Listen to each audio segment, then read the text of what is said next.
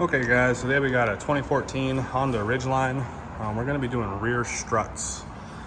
So we're gonna go ahead and get the tire buzzed off. It's a 22 millimeter, and we'll see what we got. All right guys, so we got our tire off here. This is our strut assembly right here. We're gonna have one bolt going through the bottom. And it looks like we just got 3 bolts holding it up top. So let's go ahead and get this one buzzed off. It's welded. There's a welded nut on the actual lower here, so we shouldn't need to hold it with a wrench or anything. Looks like a 24 millimeter. Let's get that buzzed off and see what we got to do. Okay guys, so got that bolt out right here. The weight of the strut was causing it to kind of flex down, so I could put a jack right here, hoping I could get a little bit more flex, but didn't get very much. So 24 millimeter bolt on the bottom out. Let's see what we got up top here. Like I said, there's just 3 of them. They look about like 14 or 15 millimeter. Let's grab a socket and see what we got to do. All right, so they are 14 millimeter bolts. Obviously, if you got like an air impact or a strong electric impact, you could probably get up there with maybe a couple extensions. I think right now I'm just gonna try busting them loose with a 1/2" drive ratchet on this 14. All right, so I was able to get up there with my air impact on the front one, but these back 2 are proven to be a little more tricky. So I do have a ratchet here. I'm gonna just run them out by hand here. Okay guys, that's all 3 bolts up top out and our bottom bolt out.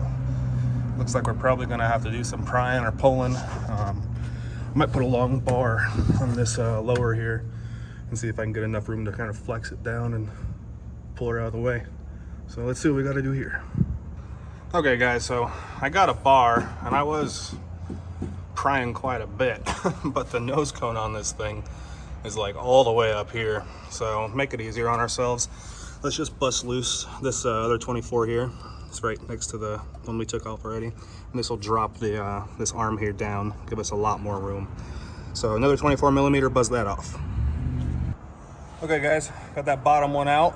Now we can flex a lot more. I was mistaken actually, it was a 22 millimeter on this one. So now that we got that out of the way, let's see if we can maybe put a bar right here and flex this down and lift that thing up and out. Okay guys, yeah, a little more prying. I realized let's just take this 14 millimeter off the rear sway bar link. So got that nut off, and now look how easy this thing is. It'll just pop right out now. So we'll lift her on out and get this new one set in place. All right guys, so yeah, that thing pretty much just fell right out once I was able to get 2 hands on it. So we got our new one right here. Gonna go ahead and get her set up in place. All right guys, I went ahead and did got this bottom bolt just started so I can hold it in place and line up the top. But from here, it's pretty much just exactly what we did in reverse. So I'm gonna go ahead and start getting everything back in place here and run these in. Okay guys, we got our top 3 14s all tight all around. Got our sway bar link back in place. Got our lower strut bolt tightened.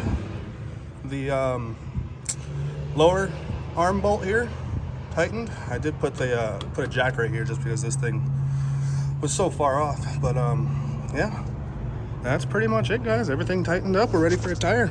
Now this was just one side, but they're the exact same on each side. So I hope this helps you guys out. If you're looking for a video on front struts on this same vehicle, I actually have one. If you want to check that out and click on my name underneath this video, you'll find that one as well. But yeah, thanks for watching guys. Please click like, please click subscribe, click on my name underneath this video for all my other how-to videos. And as always guys, enjoy.